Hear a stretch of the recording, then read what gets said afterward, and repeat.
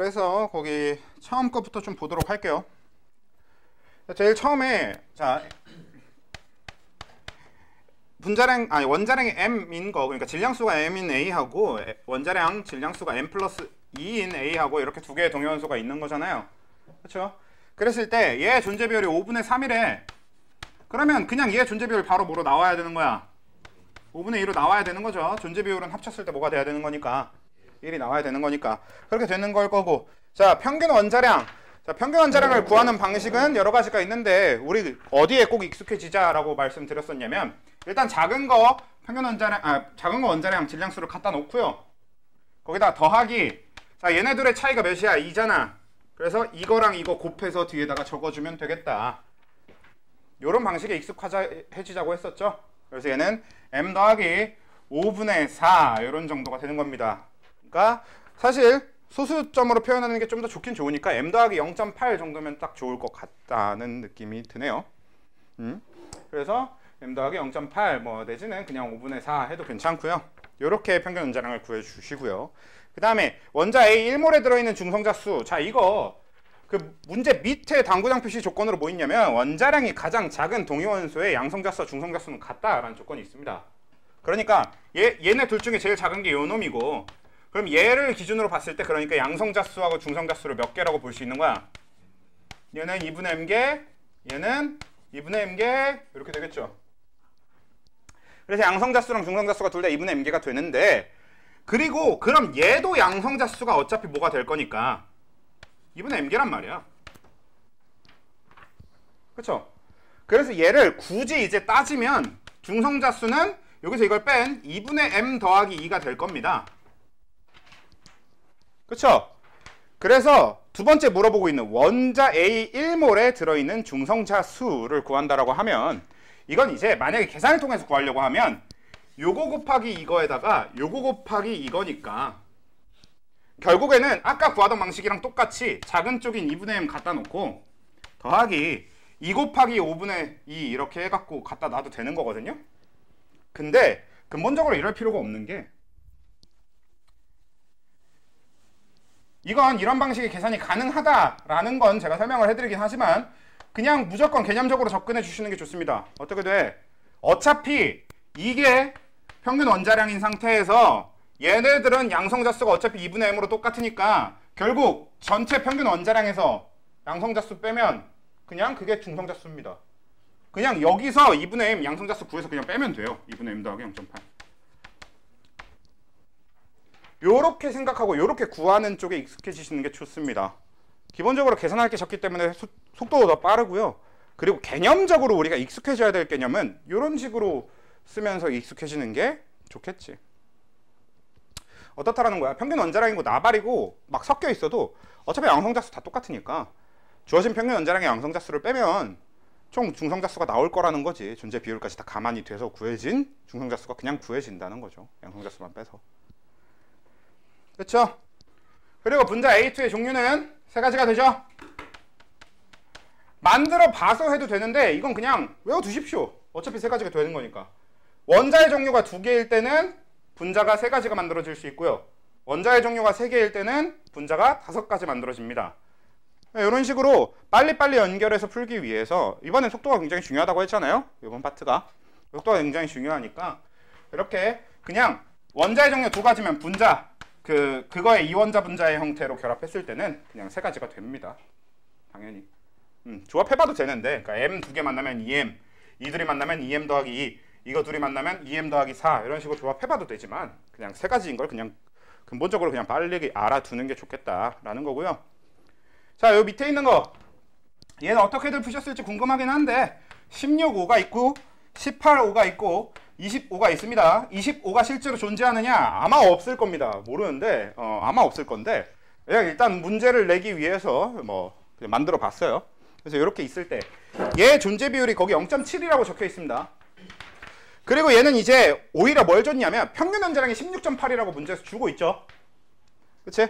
그럼 평균 원자량을 이용해서 구해주면 될 건데, 방식은 평균 원자량을 구한다고 생각하고 이때랑 똑같이 접근을 해주면 될 거예요.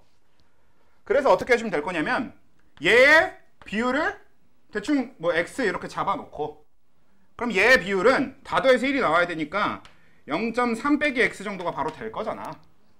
이렇게 해서 그냥 저 평균 원자량 구하는 식이 어떻게 될 거냐면 16 더하기 요 둘 차이 나는 거 2 거기다가 곱하기 x가 될 거고요. 더하기 요 둘 차이 나는 거 4 곱하기 0.3 빼기 4x 이런 식으로 잡힐 거잖아.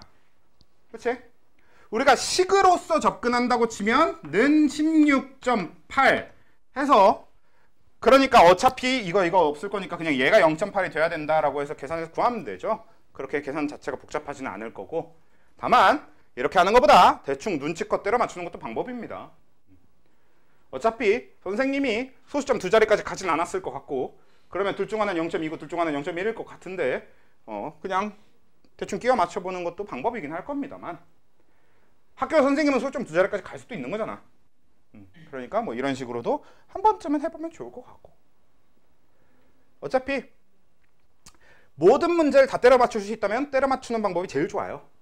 하지만 때려 맞출 수 없는 문제를 대비해서 때려 맞추지 않는 방법도 해보는 거지 그냥. 자 이렇게 되는 거고요. 그래서 구하게 되면 얘 존재 비율이 0.2가 나올 거고요. 이걸 식을 정리해서 풀면 그리고 얘가 0.1이 나올 겁니다. 이게 이제 계산 결과가 될 거고요.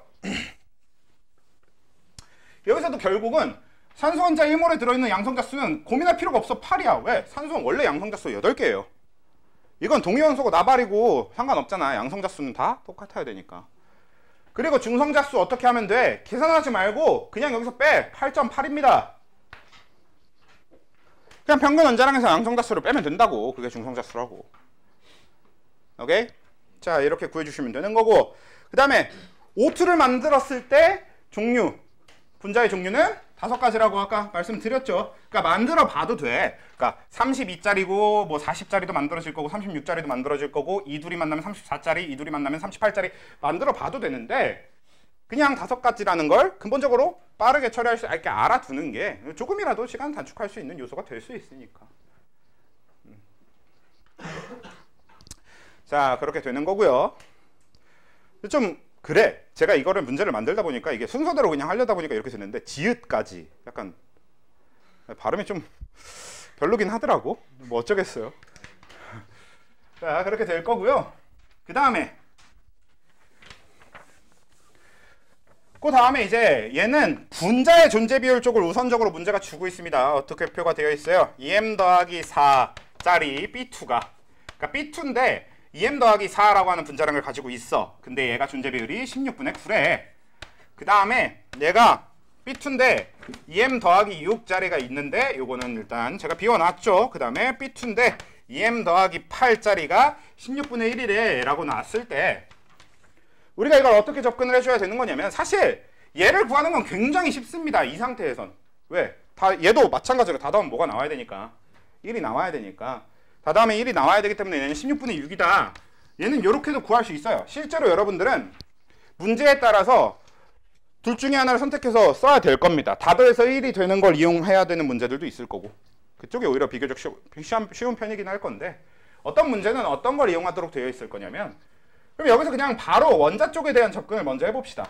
자 원자는 그럼 얘도 문제 조건에 가장 작은 원자의 양성자 수랑 중성자 수 같다. 뭐 그것도 필요도 없네요. 그냥 바로 구해보면 요거는 m 더하기 2짜리 B랑 m 더하기 4짜리 B 이렇게 두 가지 원자가 있으면 이렇게 분자들이 만들어지겠지.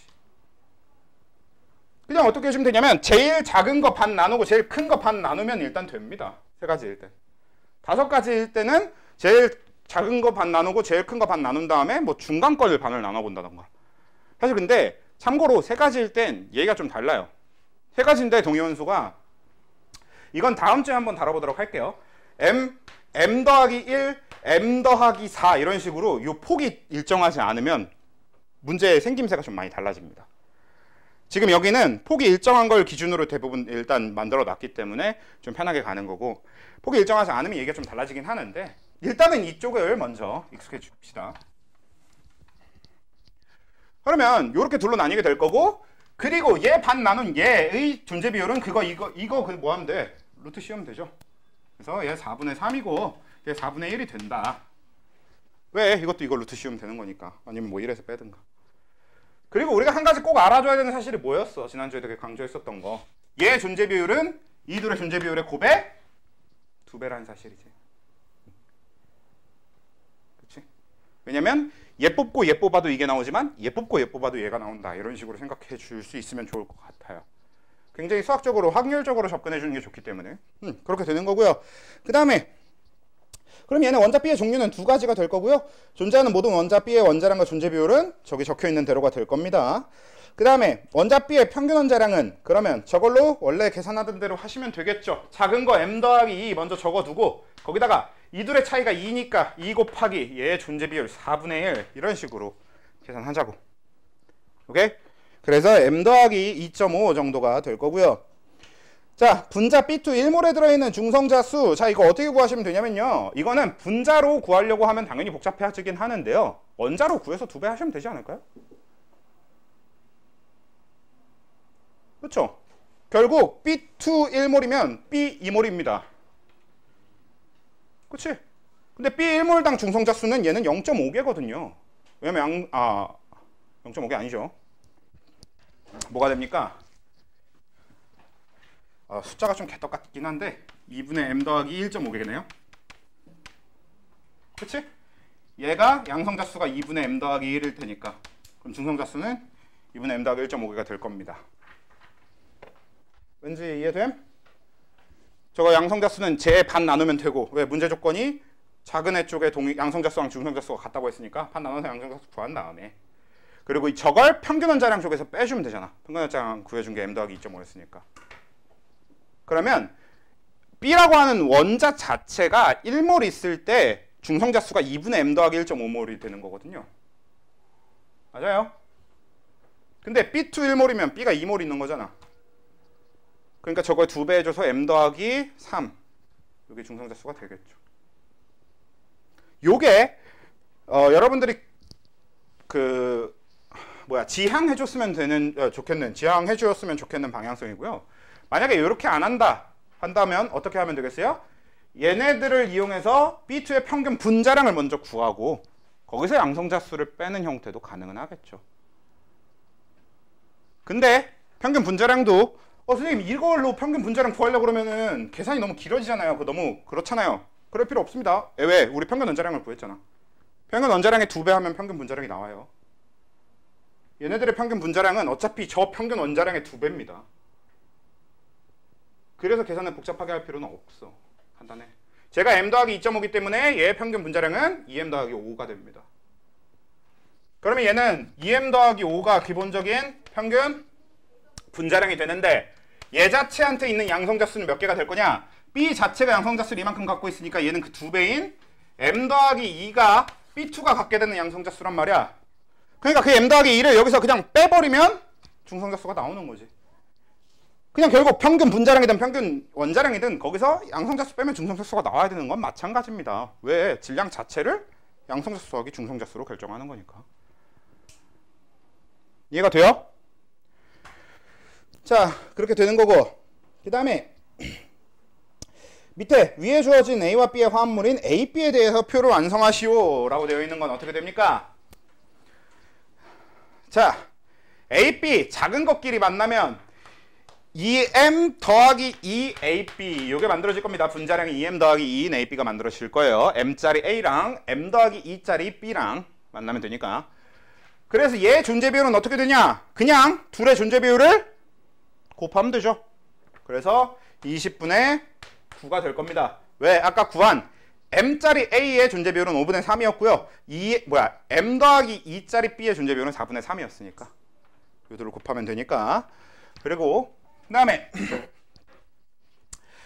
2m 더하기 4짜리 AB 요놈의 존재 비율은 먼저 구해도 되고 나중에 밑에 거가 구하는 게 훨씬 쉬우니까 밑에 걸 구하고 더해도 되지만 결국 얘도 구하는 방식은 똑같아.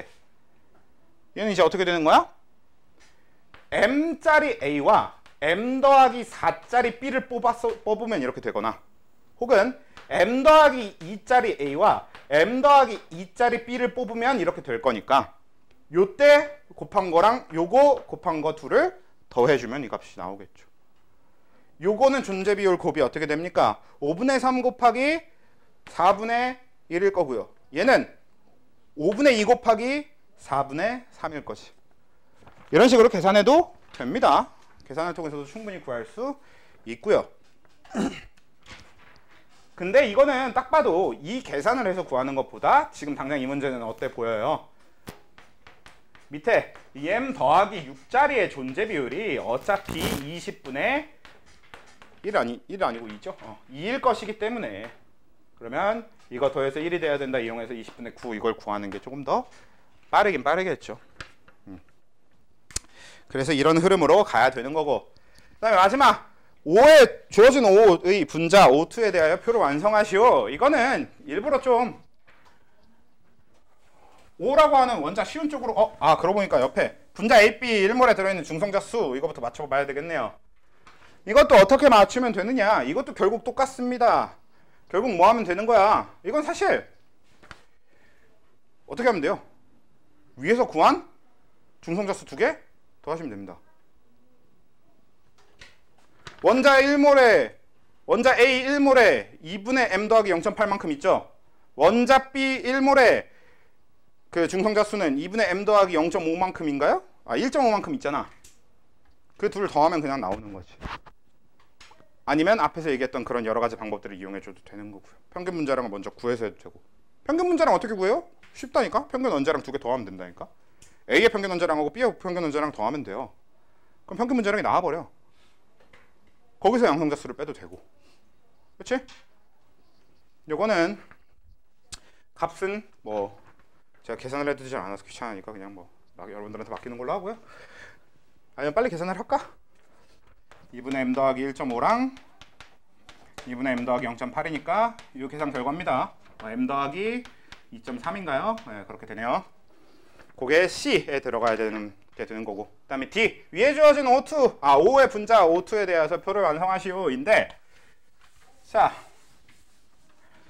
제가 잠깐 적어놓고 가보면 16O가 0.7이었고 18O가 0.2였고 25가 0.1이니까 그러면 32짜리 O2가 이거의 제곱, 즉 0.49가 될 겁니다. 맞아요? 그치? 그 다음에 요거 둘이 만나는 34짜리 O2는 어떻게 될 거냐? 요 둘 곱한 0.14에다가 이건 뒤집혀도 되는 거였으니까 2배 해줘야 되는 겁니다. 이것도. 그러니까 16, 18을 뽑아도 34가 되지만 18, 16을 뽑아도 34가 된다. 이런 식으로 접근하라는 게 그래서 그런 거고요. 그 다음에 36짜리 O2는 어떻게 될 거냐? 얘 2개를 뽑아야 될 수도 있으니까 0.04 이렇게 제곱을 하면 되겠죠. 근데 그것만 되는 게 아니라 어떻게 돼도 돼요? 이거 2개를 뽑아도 되는 거란 말이야. 그러니까 이 둘 곱한 거 0.07에다가, 근데 이건 뭐야? 이것도 아까랑 똑같잖아. 이거 뽑아도 되지만 이거 뽑아도 되니까 곱하기 2를 해주겠죠. 오케이? 이렇게 되는 거고, 그 다음에 38짜리 O2는 이거 2개 곱해서 2배 해주면 되니까 0.04가 될 거고요.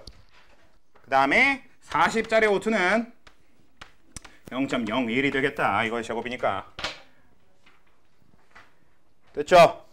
이런 흐름이 되는 겁니다.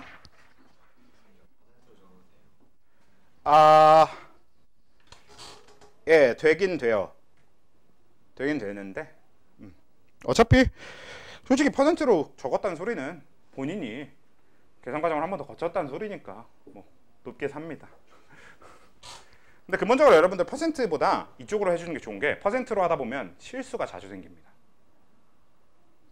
실제로 퍼센트 계산하다 보면 100제곱이 들어가야 되는데 그걸 생각을 안 하고 계산해버리는 경우가 굉장히 자주 생겨요. 존재 비율의 곱을 구할 때. 그게 어떤 문제인지는 그렇게 딱 틀리도록 만들어 놓은 굉장히 유명한 기출문제가 하나 있어요.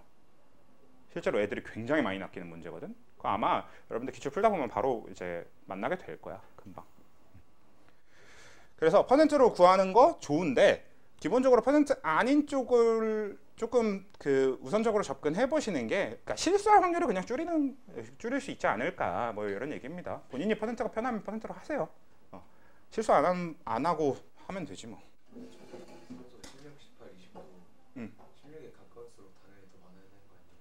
그쵸. 아니 그렇게 나와요. 그건 당연히 그렇게 나올 겁니다.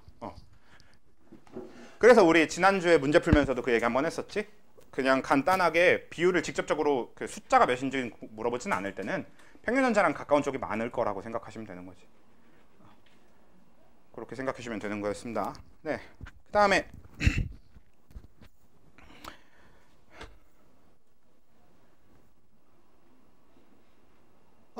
봅시다. 이제 오비탈 합시다. 아이고, 생각보다 시간이 많이 갔네.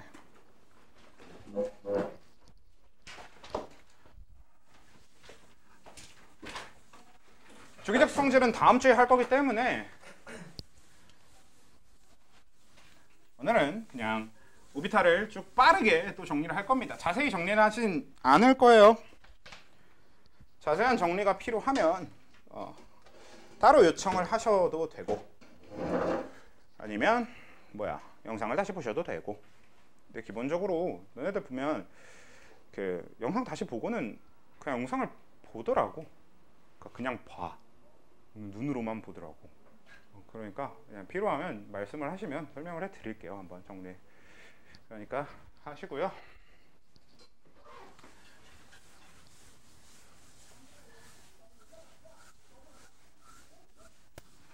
기본적으로 내가 말이 느린 편은 아닐 건데 내 영상을 2배속으로 보는 건데 쟤 그러니까 내 말이 분명히 느린 편이 아니거든. 근데 내 영상을 2배속으로 보는 거는 좀 쉽지 않을 것 같은데 뭐 아무튼 봅시다.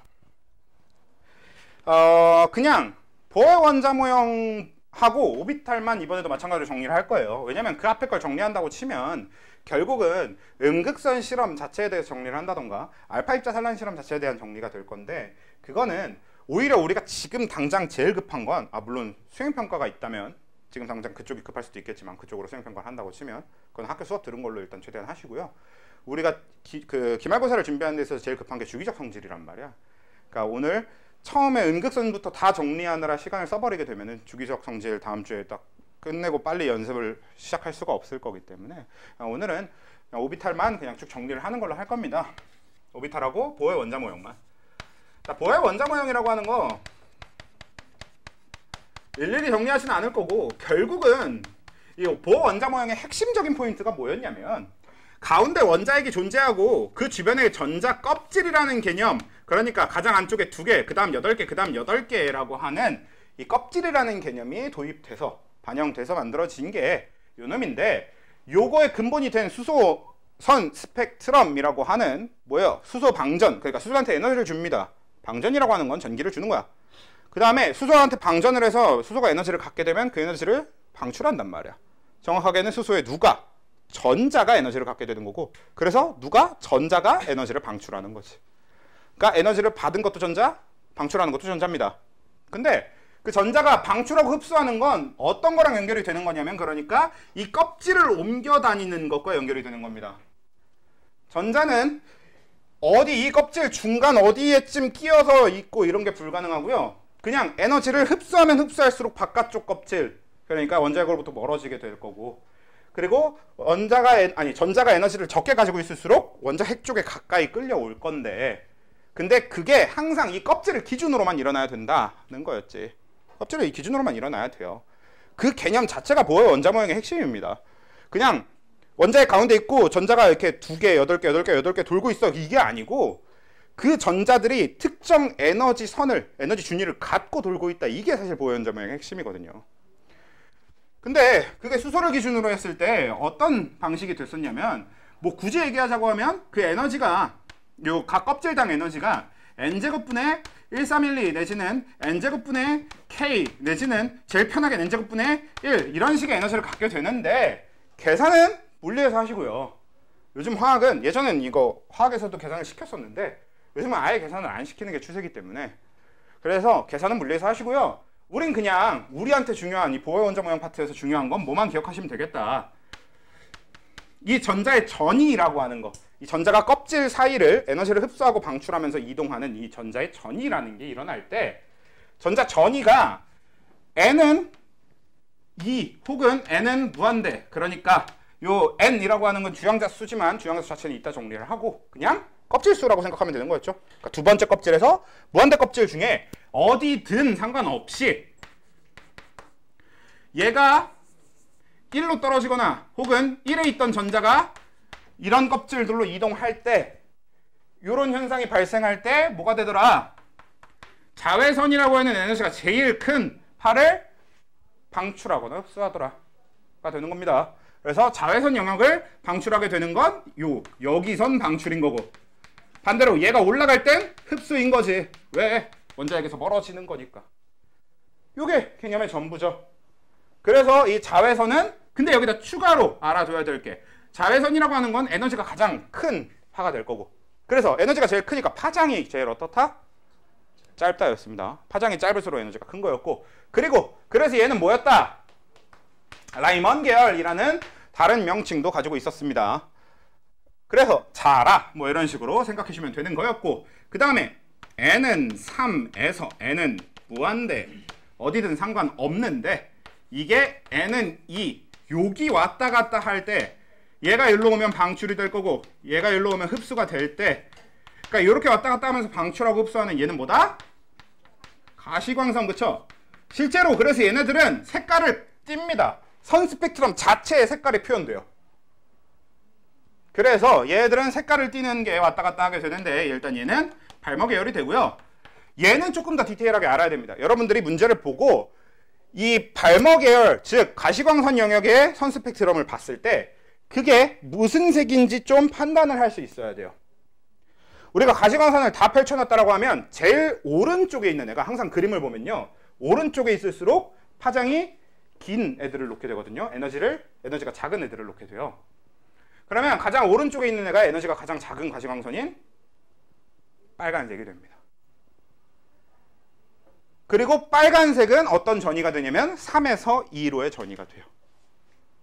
그러니까 자외선은 이런 구분까지는 할 필요는 없어. 그냥 하긴 해야 돼. 이건 차후에 한번 연습을 하는 걸로 합시다. 어차피 제가 만들어 놓은 예시 문제 프린트에 요거에 대한 판단하는 문제가 있기 때문에 실제로 그거는 에너지 계산까지 넣어놨었는데 그거는 이제 에너지 계산은 뺄 거고 굳이 안 해도 될 건데 그래도 어디서 어디로의 전인지는 판단할 수 있게 한번 연습은 뒤에 한번 해보도록 합시다. 그때 문제 보고 연습하는 걸로 하고요. 이렇게 일단 정리를 하고 n은 4에서 n은 무한대 요것도 1로 가면 방출 1로 가면 흡수 n은 3 요런 식의 이동이라면 이건 뭐였다? 가장 에너지가 적은 적외선이 되는 거였다. 그리고 파센 계열이라는 명칭을 가지고 있었죠. 됐죠? 네, 이렇게 보면 됩니다. 그냥 제일 흔하게 쓰는 게 자라, 가발, 적파 이런 정도로 제일 많이 쓰는 것 같아요. 뭐 아니면 뭐 그 외 스토리텔링 있었잖아. 자라가 대머리니까 가발을 샀는데 빨간 파마가 된 걸 샀다. 뭐 이런 장쌤이 만든 겁니다. 그래서 이런 식의 스토리텔링도 있을 수 있고 아무튼 보의 원자 모형은 결국 이거를 잘 외우고 나면 원래 우리가 알고 있던 그러니까 그냥 껍질 개념과 옥텟 규칙 이 두 가지가 핵심으로 작용하는 겁니다. 그 외의 건 어차피 우리가 다룰 게 없어요. 넘어가고 그래서 그 보의 원자 모형 바로 다음으로 오게 되는 게 뭐다? 우리가 현대적 원자 모형이라고 하지만 뭐 그냥 그럴 거 없이 처음부터 뭐야? 오비탈이다. 오비탈은 전자를 통계적으로 바라보는 게 오비탈이라고 했습니다. 우리가 지난주에 마더턴 그 문제 1번 보면서 그 오비탈 모형 보면서 한번 얘기를 했었던 걸로 기억을 해요. 어떻게 돼 있는 거냐면 실제로 전자라고 하는 것에 대한 검출 그러니까 이 전자가 어디에 존재하는지 검출하는 과정을 되게 수십만 번, 수백만 번 막 이렇게 중복적으로 하는 거야. 같은 전자에 대해서. 그래서 이렇게 수백만 번, 수천만 번에 이렇게 검출을 했을 때 그 검출된 지점들을 다 점으로 찍어보는 거죠. 뭘 기준으로? 가운데 원자핵이 있는 그 주변, 이 원자핵을 기준으로. 원자핵의 주변에다가 이제 이 점이 검출되는 곳을 다 찍어본 거지. 그랬더니 그 결과로 나타났을 때 어떤 규칙성을 갖는 형태가 나타나더라. 우리가 그걸 오비탈, 궤도 함수 뭐 이런 식으로 표현을 하기로 한 거였고, 그렇죠? 그 중에 제일 처음으로 등장한 게 뭐였다? p 오비탈이었다. 뭐라는 거야? s 오비탈이었다. 그렇죠? 자, s 오비탈이라고 하는 건 구형이었습니다. 그냥 혹시나 도움이 될까봐 9가 영어로 스피어니까 그냥 이렇게 생각해 주실 수 있으면 이게 도움이 되면 좋을 것 같은데 사실 구라라고 했어요. 실제로 그렇진 않습니다. 스피어라서 s 오비탈인 건 아니고요. 근데 그냥 대충 뭐 외우는데 도움이 된다면 그냥 이렇게 생각해도 돼. 아무튼 그래서 이렇게 구형 오비탈이 s 오비탈이 제일 처음이 되는 건데, 그러니까 얘가 평면이 아니라 입체, 그러니까 3차원 좌표이기 때문에, 공간 좌표이기 때문에, 그래서 우리는 이제 입체 구형으로 받아들여주면 되는데, 특징이 첫 번째, 방향성이 없기 때문에 이거는 좀 이해를 해두시는 게 좋아요. 방향성이 없다와 그래서 이 오비탈은 한 개의 오비탈로 이루어져 있다는 연결되는 이야기입니다. 방향성이 없기 때문에 한 개의 오비탈로 이루어져 있는 겁니다. 그러니까 우리가 후술할 뒤에서 얘기 다룰 p 오비탈 같은 경우는 방향성이 있고 그 방향성이 세 가지고 그래서 세 개의 오비탈이 하나의 오비탈을 이루는 거지. 더 뒤로 가보면 d 오비탈 같은 경우는 방향성이 5개입니다. 그래서 5개의 오비탈이 하나의 오비탈을 이루고요. 더 뒤로 가보면 f 오비탈 같은 경우는 방향성이 7개입니다. 그래서 7개의 오비탈이 하나의 오비탈을 이루는 거고. 요게 연결되어 있는 편이 좋아요. 여러분들 머릿속에서 이해를 할 때. 그래서 얘는 방향성이 없어. 그러니까 방향성이 없다는 소리는 결국 뭐냐면 방향 하나인 거지. 하나. 방향성 자체가 하나. 한 개만 있으면 되는 거지. 방향 차이가 없으니까. 그래서 한 개의 오비탈이 되는 거고. 두 번째, 언제 처음 등장해서 첫 번째 껍질에서부터 제일 처음 등장해서, 그러니까 수소 헬륨부터 가지고 있는 게 s 오비탈인 거죠. 그래서 첫 번째 껍질부터 등장하기 때문에 1s부터 시작하게 될 거고요. 그래서 첫 번째 껍질에 있는 s 오비탈이 1s, 두 번째 껍질에 있는 s 오비탈은 이것보다 더 크더라. 그래서 2s, 3s, 4s 이런 식으로 가는데, 근본적으로 여러분들이 오비탈에 대해서 이해해 줘야 될 한 가지가 뭐야? 이 안에서만 전자가 발견되는 건 아닙니다. 오비탈은 어디까지? 그치, 90%까지를 그림으로 표현해 놓은 거고, 나머지 10% 확률로 저 밖에서 존재할 수 있다 라고 하는 건 근본적으로 배경에 여러분들이 알고 있어야 되는 게 되는 겁니다. 그 다음 p 오비탈이니까, 자, p 오비탈 같은 경우는 그치, 우리가 아령형이라고 부르는데, 그쵸, 약간 모래시계 대신은 뭐 리본 같은 느낌으로 이제 봐주면 되는 거죠. 이런 느낌으로다가. 그쵸? 그래서 얘가 이제 p 오비탈은 이런 방향성을 갖고 있는 오비탈이 되는데, 얘는 3차원 좌표계를 기준으로 축에 걸쳐 있는 형태를 갖고 있다 보니까, 그래서 방향성이 몇 개가 되는 거야? 네, 방향성이 3개의 방향성을 갖는다가 되는 거고, 그래서 몇 개의 오비탈로 되어 있다가 되는 거야. 결론적으로 3개의 오비탈이 하나의 p 오비탈을 이룬다. 이게 굉장히 중요한 포인트였죠. 선생님, 3개의 오비탈이 하나의 p 오비탈을 이룬다, 이게 무슨 뜻이에요? 3명의 사람이 1명의 사람을 이룬다 이런 말 아니에요? 아니에요. 좀 다른 얘기입니다. 그러니까 약간 쟤는 1명의 사람이 1개의 반을, 얘는 3명의 사람이 1개의 반을, 약간 이런 개념이 되는 겁니다.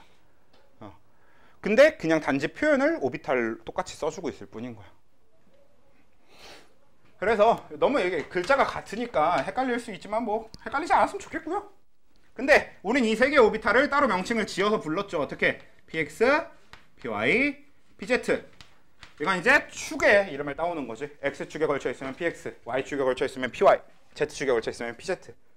이렇게 따로 떼서 px, py, pz를 묶어서 하나의 p라고 이제 묶어주는 거지. 왜? px, py, pz는 서로 에너지 차이가 전혀 없기 때문에. 에너지가 완전히 동일하고 방향성만 다르기 때문에 구분을 해주는 거였습니다. 그래서 얘는 px, py, pz 이렇게 되는 건데, 얘는 언제 처음 등장한다? 그쵸, EP, 두 번째 껍질에 처음 등장한다. 그러니까 즉 뭐냐, EPX, EPY, EPZ 이런 게 이제 처음으로 등장하는 거죠. 그래서 얘는 3P, 즉 3PX, 3PY, 3PZ, 4P, 4PX, 4PY, 4PZ 이렇게 쭉쭉 가는 거지. 오케이? 요게 이제 p 오비탈이 되는 거고, 그 다음에 D랑 F는 생긴 건 아예 관심 가질 필요도 없습니다. 그래서 D 오비탈 같은 경우는 방향성이 5개, F 오비탈은 방향성이 7개, 그래서 얘는 5개 오비탈, 얘는 7개 오비탈로 되어 있는 거고, 얘는 언제 시작? 3D가 시작. 얘는 언제가 시작? 4F가 시작. 규칙성 찾기지, 규칙성 찾기. 그렇죠? 그래서 이런 느낌으로 생겨먹은 게 일단 기본적으로 오비탈이라는 개념이다. 그리고 오비탈에 대한 가장 근본적으로 여러분들이 꼭 정리해야 될 포인트는 하나. 오비탈 밖에서 전자가 발견될 확률이 분명히 10%가 존재한다라는 거. 오케이? 자, 그런 얘기가 되는 거고요. 그러면 이제 그 다음에 우리가 다뤄볼 게 오비탈에 대한 전자 배치 규칙이죠. 아이고.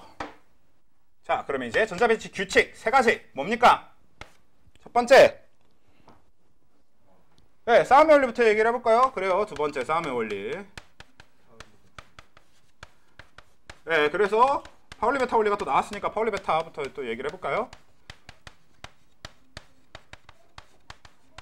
베타가 I였던 것 같아.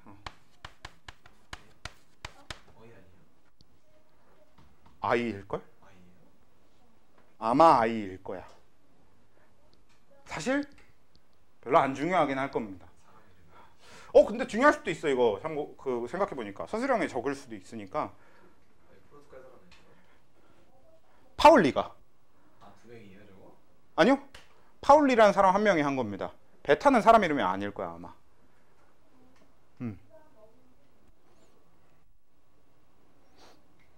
궁금하니까 저도 한번 검색을 해보겠습니다. 자, 그래서 파울리 베타 원리라고 하는 거는 근본 얘는 이제 뭐였어? 네, 한 방에 2개. 근데 근본적으로 전자가 이제, 그러니까 파울리 베타 원리는 딱 하나의 이론을 얘기하고 있습니다. 뭘 얘기하고 있냐면 전자는 스핀 방향이 서로 반대인 전자끼리만 같은 오비탈에 들어있을 수 있다가 되는 겁니다. 사실 지난번에는 스핀 방향이 반대여야 둘의 자기장이 어쩌고 막 이러면서 얘기를 했잖아요. 근데 사실 진짜 근본적으로 얘기해보면 스핀 방향이 반대인 서로 다른 두 전자는요 아예 만날 일이 없어요. S오비탈 같은 경우는 구분하기가 좀 불편하니까 그렇다고 쳐. S오비탈도 둘의 안 만나게 되긴 하지만 그래도 구분할 수 그러니까 좀 불편하다고, 구분하기 불편하니까 빼놓고 얘기를 한다고 치면, P오비탈 기준으로는 P오비탈 하나에 전자가 2개 들어있다고 치면 이렇게 P오비탈 있잖아요. 그럼 오른쪽에 하나 왼쪽에 하나 들어있는 겁니다. 이게 근본적인 스핀 방향에 대한 얘기예요 원래는. 그래서 그냥 그렇게만 이해해 주셔도 돼요. 그래서 이 스핀 방향이 반대라고 하는 걸 근본적으로 이해하려면 얘네들은 스핀 방향이 반대고 그래서 자기장의 방향이 반대인 것도 있는데, 근데 그것보다 우선적으로 아예 서로 상호작용 자체가 거의 일어나지 않습니다. 서로 스핀 방향이 반대인 전자는. 물론 얘네들이 외부 조건에 의해서 가까워지면 상호작용을 하겠지. 근데 그냥 평소에 가만히 냅뒀을 때는 이 같은 오비탈에 들어있는 두 전자는 상호작용을 거의 하지 않아요. 이렇게 하면 혓바닥이 길어지잖아. 대충 자기장이 어쩌고 이러고 퉁치고 끝나는 게 낫잖아요. 그래서 이제 빨리 그런 식으로 설명을 했었던 건데, 뭐가 됐든 결국에 이제 파울리 베타 원리라고 하는 건 스핀 방향이 서로 완전히 반대인 전자끼리만 같은 오비탈에 들어있을 수 있다 인 건데, 그래서 그게 결론적으로 뭐야? 하나의 오비탈에 몇 개밖에 못 들어간다는 얘기야. 그게 2개 전자만 하나의 오비탈에 2개까지밖에 못 들어간다는 얘기지. 하나와 한 개의 전자가 존재하면 그거와 완벽하게 정반대인 전자는 하나밖에 존재할 수 없잖아요. 그렇지? 그래서 2개가 하나의 오비탈에 들어있을 수 있다. 이게 이제 파울리 베타 원리입니다. 그리고 파울리 베타 원리의 가장 중요한 포인트는 뭐다? 얘는 지켜야만 하는 거다. 파울리 베타 원리는 그냥 무조건 지켜져야만 하는 물리 법칙입니다. 파울리 베타 원리를 위배한 원자는 존재할 수 없어요. 스핀 방향의 같은 전자가 같이 존재한다던가 하나의 오비탈에 전자가 3개씩 들어있다던가 하는 경우는 실제로 절대로 만들어질 수 없는 상태의 원자입니다.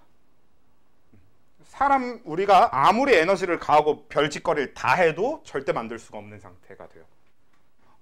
절대 만들 수가 없는 원자이기 때문에 파울리 베타 원리에서 스핀 방향 요 파울리 베타 원리 자체는 무조건 지켜줘야만 하는 거. 반대로 만약에 우리가 전자 배치를 봤을 때 파울리 베타 원리가 지켜지지 않고 있다.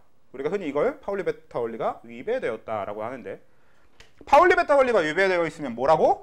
존재할 수 없는 원자. 이렇게 그냥 생각해 주시면 되는 거고. 두 번째가 이제 싸움의 원리였는데, 싸움의 원리 같은 경우는 어떻다? 얘는 뭐였다? 그냥 에너지가 제일 낮은 오비탈부터 채우면 된다.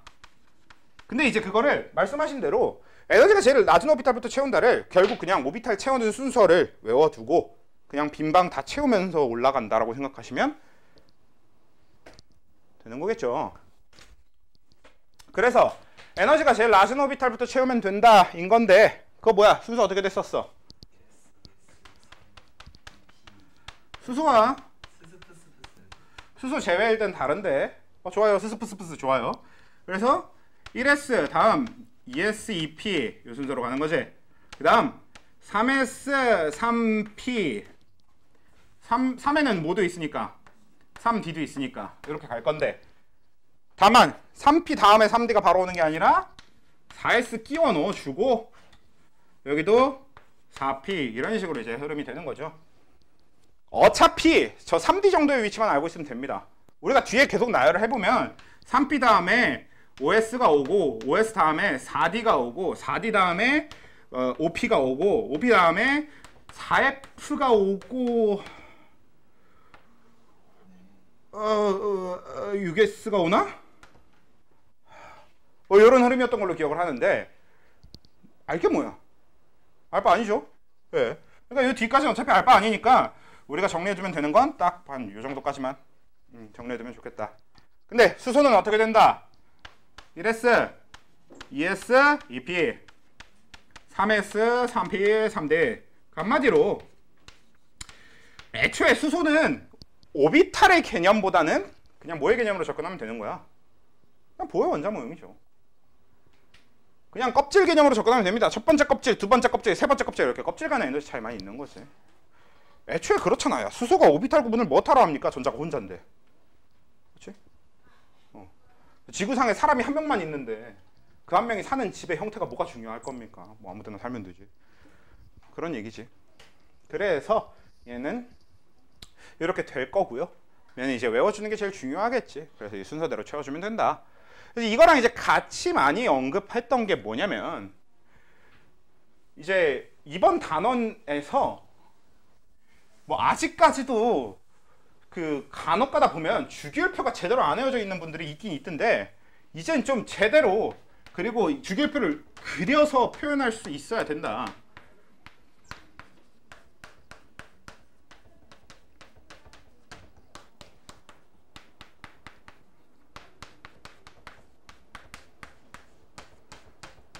아르곤, 칼륨, 칼슘. 그렇죠? 이렇게 주기율표를 잡았을 때 우리가 주기율표를 20번까지만 외우는 가장 큰 이유가 무엇이었냐? 디오비탈 나오기 전까지. 그러니까 여기까지 가는 겁니다. 여기까지. 실제로 이렇게 두 개. 피오비탈의 전자 몇 개 채워져요? 파울리 베타 원리와 앞에 얘기한 걸 합치면 오비탈 하나엔 전자가 두 개씩 들어가고 피오비탈은 오비탈 3개로 이루어져 있어요. 그러면 6개가 되겠죠. 그래서 피오비탈은 전자가 6개씩 들어가니까 2개, 6개, 2개, 6개, 2개 이렇게 하면 정확하게 딱 20개가 되죠.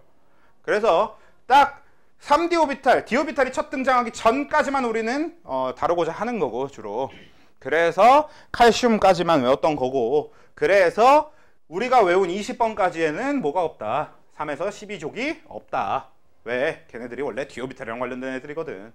그래서 걔네들은 뭐 까탈스러워요. 그냥 우리가 간단하게 배워서 될 게 아닙니다. 그래서 빼놓고 하는 거니까. 우리 좋자고 하는 거니까. 우린 좋아해 줍시다. 그렇게 해주면 되겠고요. 그래서 그런 얘기랑 연결이 되는 거였고 마지막 뭡니까? 훈트 규칙이죠. 제가 이런 식으로도 한번 이런 식의 방향성으로 좀 정리를 해드렸었는데 얘 혼자 이름이 규칙인 건 이 둘은 원리고 얘는 규칙인데 그러니까 뭐가 우선이다? 원리들이 좀 우선이라고 생각해주면 좋을 것 같다. 그래서 이 둘을 지키는 한 훈트 규칙은 어떻게 하고 싶은 거야? 요 두 개를 건들지 않으면서 홀전자 수가 최대가 되고 싶은 게 훈트 규칙이었죠. 홀전자 수가 최대 이게 무슨 뜻이었어? 전자가 오비탈 안에 최대한 혼자 들어있으려고 하는 거였죠.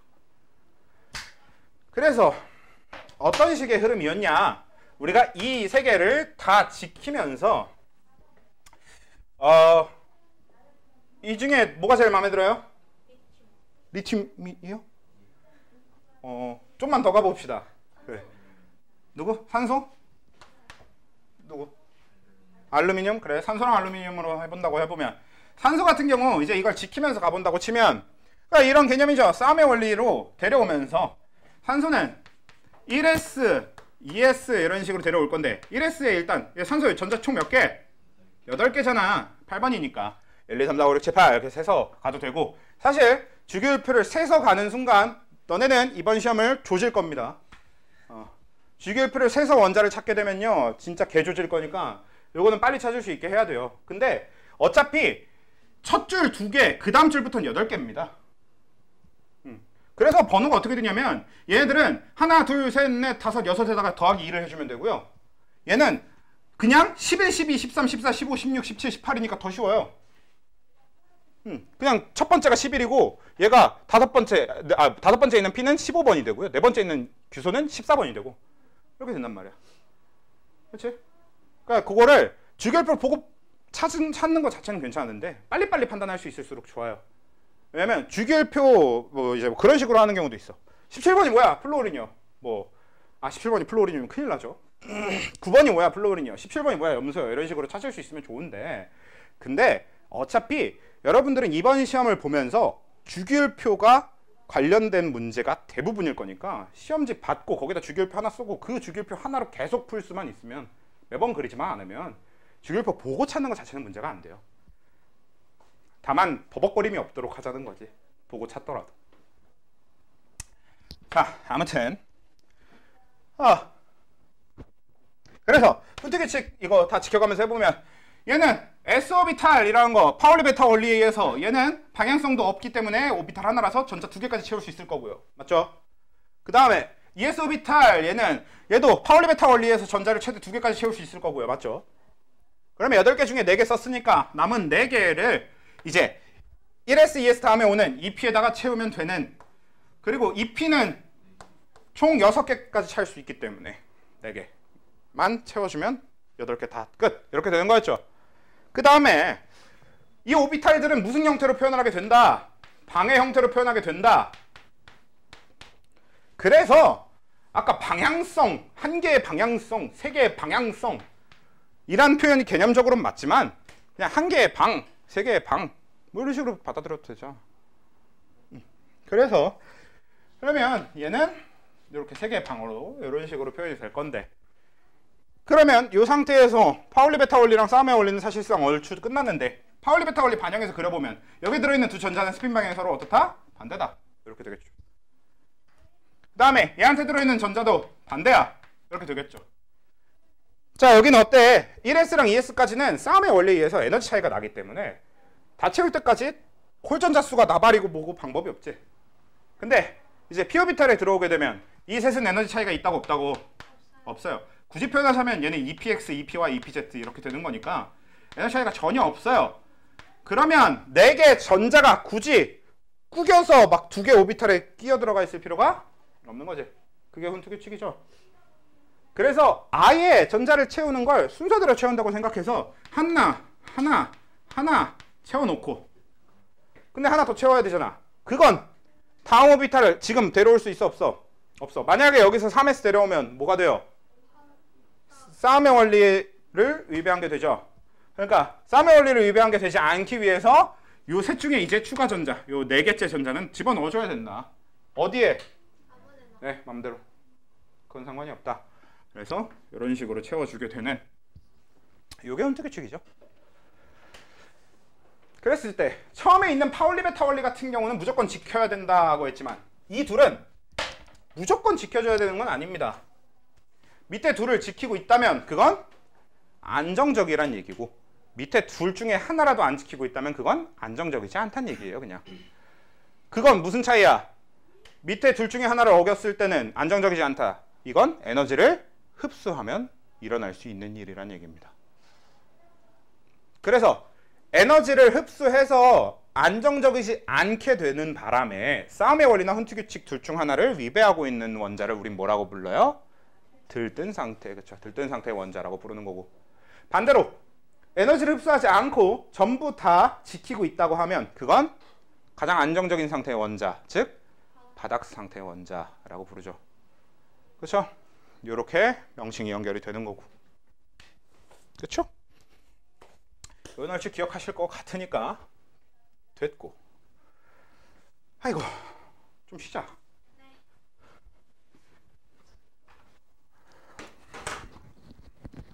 일단 오비탈 같은 경우는 그래서 이런 식의 전자 배치 자체가 그냥 중요하고 뭐 이게 전부란 말이지. 그래서 전자 배치만 잘 하면 되는 거긴 해. 딱 오비탈까지만 얘기를 한다고 치면.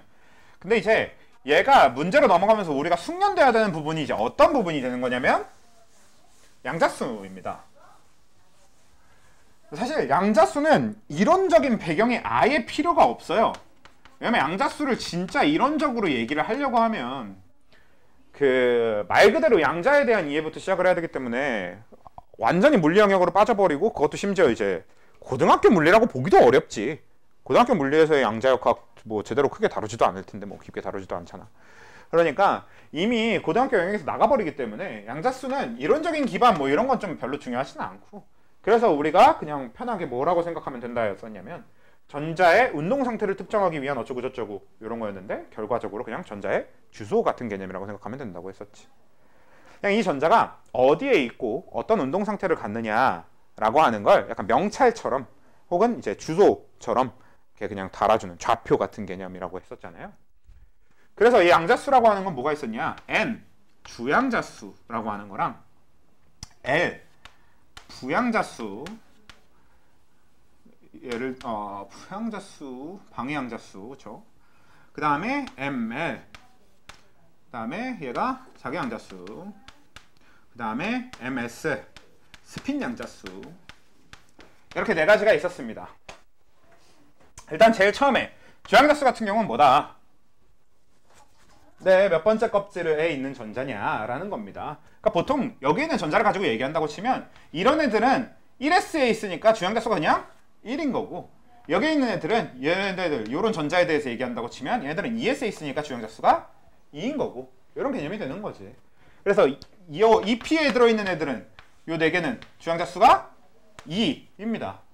그러니까 일단 주양자수라고 하는 건 오비탈의 구분까지는 가지 않고요. 그러니까 몇 번째 껍질에 있느냐를 주소화해서 표현한다라고 생각하시면 되는 거죠. 그냥 몇 번째 껍질에 있느냐이기 때문에 1, 2, 3, 4 이렇게 가는 거고, 그래서 실제로 이 주양자수라고 하는 게 이렇게 껍질수를 표현하는 거다 보니까, 껍질수와 연결되는 거다 보니까 몇 번째 껍질이냐 연결되는 거니까 보혜 원자 모형에서도 쓰던 개념이지. n은 1 하면 첫 번째 껍질, n은 2 하면 두 번째 껍질, 이런 개념이 되더라. 그 다음에 부양자수 같은 경우는 이제 얘는 껍질에 대한 거면 얘가 이제 오비탈 주소가 되는 거죠. 어떤 오비탈에 들어있느냐 였습니다. 그래서 얘는 그냥 s 오비탈이 0, p 오비탈이 1, d 오비탈이 2 이렇게 우리가 알고 있는 SPDF의 순서대로 1, 2, 3 이렇게 0, 1, 2, 3 이렇게 순서대로 매겨주는 거란 말이야.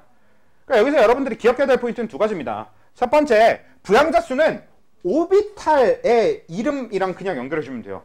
두 번째, 근데 0에서 시작한다는 거. 그러니까 1, 2, 3, 4가 아니라 0, 1, 2, 3이라는 거. 오케이? 그래서 그냥 얘는 2S 오비탈에 존재하면 20, 2P 오비탈에 존재하면 21, 뭐 3D 오비탈에 존재하면 32, 4F 오비탈에 존재하면 43, 5F 오비탈에 존재하면 53 이런 식이 되는 거지. 1S 오비탈에 존재하면 10 이렇게, 4S 오비탈에 존재하면 40 이렇게 간다는 거죠. 주양자수와 부양자수는 그냥 이렇게 이거 보고 주양자수 결정하고 이거 보고 부양자수 결정하면 끝나는 겁니다. 그 전자가 있는 곳에 이걸 결정하면 되는 거고, 자기양자수 같은 경우는 이제 어떤 개념이었냐? 이제 이 자기양자수라고 하는 건 이 오비탈의 방향성과 관련된 거였습니다. 그래서 이 자기양자수라고 하는 건 어떻게 되다? S 오비탈 같은 경우는 원래 방향이 없잖아. 그래서 얘는 이제 근본적으로 뭐냐? 얘는 어떤 전자가 존재하는 오비탈이 있을 때 그 오비탈의 기준으로 플러스 L부터 마이너스 L까지의 값을 갖는다라고 생각하시면 되는 거였죠. 뭐 예를 들어서 S오비탈에 들어있는 전자들은 그냥 어차피 S오비탈의 부양자수는 0이기 때문에 그냥 자기양자수까지도 당연히 0이 되는 거고, 근데 P오비탈에 들어있는 전자들을 얘기를 할 때는 P오비탈은 1의 부양자수를 갖잖아요. 그러면 자기양자수의 범위가 어떻게 되는 거야? 마이너스 1, 0, 1 이렇게 되는 거지. 그래서 마이너스 1, 0, 1이 되니까 보통 일반적으로 제일 많이 하는 건 마이너스 1, 0, 1 이렇게 매겨주는 건데, 실제로 그냥 여러분들은 그렇게 접근하시면 됩니다. 원래는 가장 근본적으로 얘기했을 때는 누가 마이너스 1이고 누가 0이고 누가 1인지 우리는 구분할 수 없거든요. 근데 그냥 맨 왼쪽 거 마이너스 1, 가운데 거 0, 맨 오른쪽 거 1 한다고 해도 문제 푸는데 아무 지장 없을 거예요. 그래서 이게 자기 양자수고. 그리고 스핀 양자수는 뭐다? 위로 돌고 있으면 플러스 2분의 1, 아래로 돌고 있으면 마이너스 2분의 1. 이렇게 스핀 방향을 표시하는 거다. 결국은 이거는 이제 직접적으로 해보는 게 좋을 텐데, 그러니까 지금 이미 산소를 그려놨으니까 산소에 지금 얘를 그린다고 치면 얘 주양자수부터 해서 양자수가 어떻게 되냐 라고 하면 어떻게 돼요? 주양자수는 2고 부양자수는 1이고 박양자수는 0. 그래, 가운데 있는 애 그냥 0이라고 보자고. 그냥 마이너스 1, 0, 1 이렇게 보는 거야. 그렇게 되는 거고, 스핀 양자수는 위로 화살표일 때를 플러스 2분의 1. 보통 플러스 생략 잘 안 하기 때문에 플러스까지 써주는 게 좋습니다. 이렇게 된다라는 겁니다. 그래서 얘네들은 각각의 양자수가 어떻게 만들어지는 건지 그냥 그 규칙하고, 그래서 그 규칙을 외운 상태로 그냥 잘 적용해 볼 수 있으면 된다. 이게 양자수까지도 전부인데, 실제로 쓸 때는, 그러니까 우리는 일단 저걸 그래서 양자수를 매기는 것부터 연습을 하긴 할 거예요. 근데 실제로 이제 문제에서 어떤 식으로 나오냐면 이제 이렇게 나옵니다. 주양자수가 2인 전자가 6개인 원자. 이게 누구게? 탄소. 탄소야?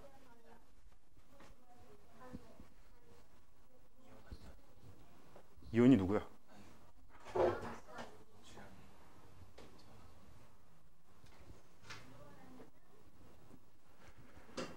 실제로 사용하는 건 이제 저렇게 사용하게 되는데, 저건 산소입니다. 왜요? 왜냐면 주양자수가 2인, 저거 말을 바꾸면 뭐야? 주양자수가 2인 전자수 6개. 무슨 뜻이야? 두 번째 껍질에 전자가 6개.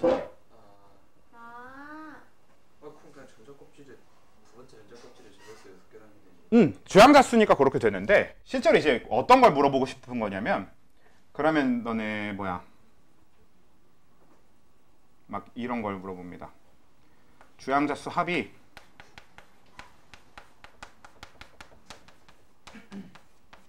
14인 원자.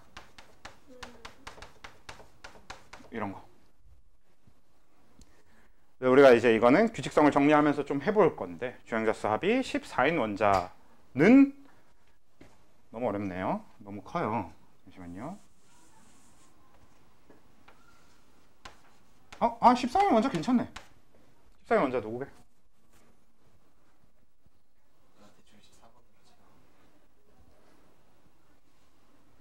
저거 산소임. 네? 또 산소예요. 왜냐면 산소가 가진 8개의 전자 중에 2개는 주양자수가 1일 거고 나머지 6개의 주양자수가 2죠. 그럼 주양자수 총합이 12가 되죠. 14가 되죠. 딱. 이런 식으로 규칙성을 찾아서 이렇게 하는 걸 많이 하게 될 겁니다. 뭐 예를 들어서 또 한 가지 더 해볼까요? 자기 양자수가 0인 전자가 몇 개로 해볼까요? 4개요. 그래요, 4개로 해볼까요? 누굽니까? 자기 양자수가 0인 전자 4개.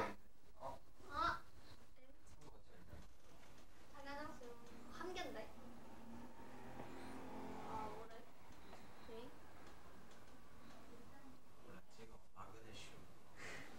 탄소. 베릴륨 있지? 왜요? 네? 자기장수 0인데. 네. 하나, 둘, 셋, 넷. 근데 0이면 가운데 있어야 아. S오비탈도 자기 양자수는 0이에요. 저 하나밖에 없으니까. 그럼 만약에 자기 양자수가 0인 전자가 10개면 어떻게 되게? 너무 어려워요. 내용은 셋, 넷. 다들 분소.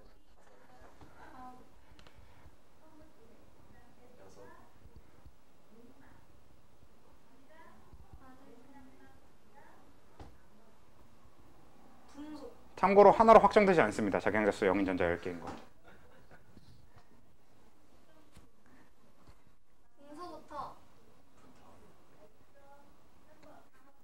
황이거나 염소거나 아르곤입니다.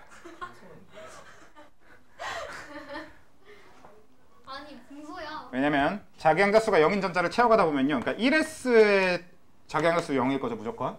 2S에도 그래도 이렇게 두 개 자기항자수 0일 거죠. 그다음에 2P에 들어있는 6개 중에 몇 개만 자기항자수가 0이겠어? 2개면 자기항자수가 0입니다. 두 개는 마이너스 1, 두 개는 플러스 1, 두 개는 0 이렇게 되겠지. 그러면 이렇게 하면 6개 찾죠. 그럼 두 개 더 채워야 되니까 3S 두 개, 요것도 마찬가지로 자기항자수 0이겠죠. 그 다음에 3P에 들어있는 것 중에서 자기항자수가 0인 게 두 개만 있으면 되지. 그러면 3P에 있는 오비탈 3개 중에 자기항자수가 0인 오비탈에 두 개가 들어있으면 되죠. 그러니까 3P 오비탈을 이렇게 그려놨을 때 자기항자수가 0인데 전자가 두 개 들어있게 만들면 되지. 그럼 훈트 규칙에 따르면 얘네 둘은 무조건 몇 개씩은 채워놔야 돼. 한 개씩은 일단 채워놔야 되잖아. 그럼 여기서부터 출발해서 이게 지금 누구냐? 황이 될 겁니다. 근데 여기는 양쪽을 더 채우든 말든 어차피 자기항자수 0인 전자수가 변해 안 변해? 안 변해. 아. 이런 식으로 써먹게 될 겁니다. 그래서 양자수 실제로 쓰는 거 훈련 제대로 안 하면 지금 딱 몇 개 해보니까 어때? 예, 개 같죠? 그래서 이제 훈련이나 연습 같은 경우는 다음 주부터 이제 본격적으로 하기로 하고요. 뭐 한동안 만약에 지금 이번에 오비탈 쪽이랑 양자수 쪽을 바로 문제 숙제를 내드릴 건데요. 완자를 풀다 보면은 당장에 완자만 풀어도 이런 문제가 이제 슬슬 나오기 시작할 거예요. 다만 쉬운 거 위주로 나올 거니까 좀 따지기 편한 거. 요런 쪽은 좀 따지기 편하잖아. 이런 게 진짜 헬인 거지. 자기항자수가 보통 이제 헬입니다. 근데 주항자수나 부양자수 정도는 좀 따질만 하거든. 한번 그냥 떠듬떠듬 천천히 따져봐도 괜찮으니까 일단은 그렇게 해서 그 완자 정도는 풀어오는 걸로 해봅시다. 떠듬떠듬 해서라도. 그렇게 하는 걸로 하고 이까지 할까요? 사실 뭐 문제를 좀 뽑아서 더 할까 했으나 뭐 그냥 여기까지 합시다.